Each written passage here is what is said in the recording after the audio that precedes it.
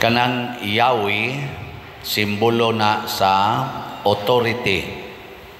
Niya, si San Pedro, ang iyang simbol, Yahweh. Nga naman, tungod kay siya maoy dunay authority nga moabli o mosira sa ganghaan sa langit. Biliba, no? Moabli o mosira sa ganghaan sa langit. Kinsa may nipiyal niya ang Ginoo nga matud pas ikaduhang pagbasa, kinsabay makatsaysay sa iyang gahom, kinsay makatambag niya, kinsay nakahatag kaniya bisan unsa aron iyang baslan, kinsay siya maoy nagbuhat sa tanang butang og nahimong mao karon ang tanang butang pinaagi kaniya og alang kaniya. Grabe kaayo ang nihatag niyag authority kay mao gyoy author sa tibuok kalibutan, gahom, kinabuhi og sa paman grasya. Kanang mudaog ka sa eleksyon, unsa may imong bation inighatag sa kanang gitawag og authority na bang inig oath taking. Unsay bation, malipay o maguol? Ha? So, naminaw mo diya, wa. Kana bang inig oath taking ba sa nakadaog ang giproklamar sa Comelec, unsa may bation, maguol o malipay? Oh, kana authority na. Niya, kung mudaog ka isip mayor, inig oath taking, maguol, malipay. Hay may mas dakog kalipay, ang kapitan o ang mayor? Pindi. O niya ron, presidente kas Pilipinas, inig oath taking nimo, malipay o maguol? Sunna ka na kay authorities Pilipinas? Dako anang grasyaha, unsa nakagnaa kay authorities langit?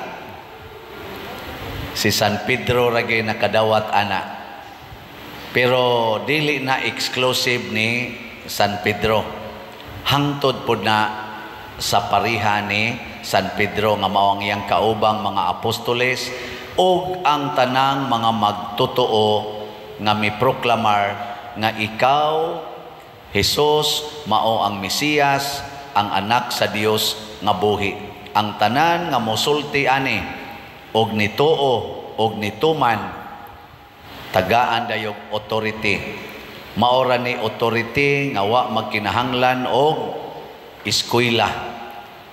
Di kasagaran sa ato mga authority kinahanglan magyud kang mo eskwela. Bisan gani kanang managan og kanang mga posisyon sa barangay, ato magyong susihon og naa basad nay grado og way grado moingon mo tamihid man ta usahay. Ayaw ano, bugo kay nastanan. Wa nay ay. Nya sunod ay natong tan-awon ang ilang authority naaba na siya kwarta niya. Nay kwarta niya. Naa kana ato na pilion kabulahan ta na. Ug wa gani kwarta niya. Wa nay ayo di ta kapangayog bugas ana. Pero ang authorities langit, way grado si San Pedro, pobre, way kwarta, pero maoy hawd sa langit. Hindi ko na be, lingay mong tupad. Inaganahan pa kang mo eskwela o malangit. Hindi na. Naon sa may mo eskwela o malangit. Daghang baya kayrong nag-eskwela panahon sa Jesus na si daghang mga lawyers, daghang mga nagtuon sa balaod, pero wa kaila ni Jesus. Wa kaila. Pagpangutan ng Jesus diri, kinsa man kuno ko sumala sa mga tao, nga sige lang taghap-taghap. Ikaw tingali si Juan nga magbubunyag, ikaw si Jeremias, way klaro ba? Pero si San Pedro, klaro kayo, ikaw mao ang anak sa Dios, ang Mesiyas, ang anak sa Dios nga buhi. pagkaklaro. Pasabot, wa na ko'y laing ilhon nga authority sa akong kinabuhi kung dili ikaw, Ginoo. Pero karon kita, daghan kay tagiila nga mga authorities. Ang unag yung authority, ang atong self. Kinsa ninyo dinhi nga mosugot lag tamparoson, unya mo patamparos lang yapos pikas aping, tasang kamot. Tanawa. Di ba musupak man ka na, pero pulong ba yan as Ginoo? Authority ba yan as Ginoo? Mao ba yan ay gitugot sa Ginoo? Matud pa ni Jesus, ang imong itugot din ni siyota, itugot sa dito sa langit. Natanawa, di ba? Ang gitugot din ni siyota, atong supakon. Ang gitugot din ni siyota, gitugot sa Ginoo, kung tamparoson imong pikas aping, ipatamparos lang pikas. Kinsa may musugot ana, tasang kamot. Na, ito kayo sa kabuk bata nga gamay, mauragay ni isa dito sa uployo. Kana na lang, authority ni Jesus nga niingon, ibaligya ang tanan nimong katigayunan ug ang halin ihatag ngadtos mga kabos. Kinsay musugot ni anang maong authority. Awa, gyapon. Sa may sunod pag yun. Ningon si Jesus, pasaylua ang nakasa ni mo kapituan kapito. Kinsay mo sugot anang umawang authority. Nain ni isang usa. Way, klaro, tulo ka buok. Tulo. Kanang authority ni Jesus nga niingon, kung kamo magpahulam, ayaw na mo paningil og bayad, tasang kamot. Wag yapon. Sastilan. Sige, ato ko nun sa wayag review.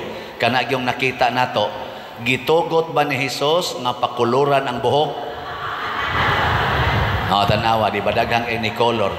Gitugot ba ni Jesus nga kiskisan ang kilay o nya badlisan? Authority ba na nga gihatag ni Jesus?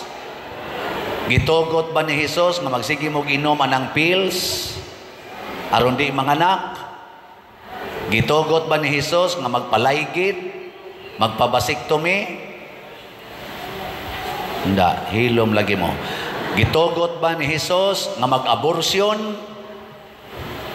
Gitugot ba ni Jesus nga magsigi kag panaot anang imong isig katao tungod lang sa politika, tungod lang sa business, tungod sa kahakog?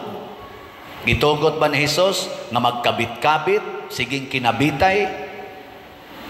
Gitugot? Gitugot ba ni Jesus nga mag-pray marital sex ang mga batanon? Way mga kasal, siging tinukhangay? Hilom lagi mo. Ang gitugot ni Jesus kinahanglan atong sundon. Ang gidili ni Jesus pinaagi ni San Pedro, ayaw gyud supaka.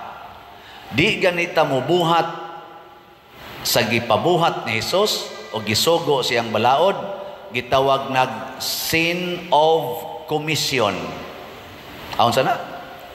Sin of omission. Omission, kay imong giumit, wa nimo buhata ang gisugo. Mubuhat ganitas gidili ni Jesus, ang sama na, sin of commission. Imong gibuhat ang dili ipabuhat. Commission and omission. Pulos ginasala. Unsa may mahitabo kung mosunod ta ni Jesus? Unsa may mahitabo? Tagaan sa tanyag authority. Matod pas unang pagbasa, katungwa mo sunod sa kabubuton sa hari, ningon ang hari palagputon tikas imong gipuy-an sa imong gibarugan. Palagputon tika. Nya kadto sang mutuman, iyang gibutang, siya maoy mo sira, nga way makaabli, siya maoy mo abli, way makasira. Sa may pasabot ana, duna kay ligon nga dili gyud matarog bisan unsa ligon nga baruganan way makapalagpot nimo. Tanawa ng mga tao nga magsigig sunod sa Ginoo, di ba relax kay na makabuhat ra gid na sila bisan unsay ilang gustong buhaton. Kinsa dinhing asawaha nga makapadayon ra gyud sa imong paghigugma sa imong bana, bisan pag ang imong bana magbisyo, mangabit, mangulata pa gyud, itaas ang kamot. Kada bang mo padayon ra gyud kag higugma. Tanawa, di ba pulos mo mga buangon, mga asawa. Kada bang makaingon ra gyud ka bang makapadayon ra gyud ko. Nothing gonna change my love for you. Nga naman, kay mao man na ang gugmas Ginoo usad nato, mao man sad nay atong sundon, gilud-an iyang naong, gikulata, gilansang sa krus, gibudhian, sige ra man gyapon sa gigugma. Nga naman, lig-on man ang akong baruganan, way makapalagpot nako, way makapatarog nako. Pero kita, pagkadali ang matarog, kadali ang malagpot, dali kayong mawagtang ang atong gibarugan. For better or for worse, in sickness and in health, sa panang usa, for richer or for poorer, till death do us part. Anhi pa din magsaad-saad sa simbahan, kupot-kupot pas kamot, magdrama-drama pa, video to the max, dugay pa kay muso dire, kay magpicture-picture pa diya, ighuman pa kay dugay pa kay mga wagtang, kay sigig yung pusing, sapnay-sapnay naman. Talikod-talikod naman, bityo-bityohan. Igabot pag yun nga to sa reception area, dugay pag kay musugod pangaon, abot pag tagurha ka oras, kay sigig yung binidyohay, naghinguyab na lang ang mga nagtambong. Gutom na kayo. Kay kunuhay, ato gining i-record ang inyong paghigugmaay. Dangtag 5 ka tuig to, gabuwag na mga panuwayng dagko.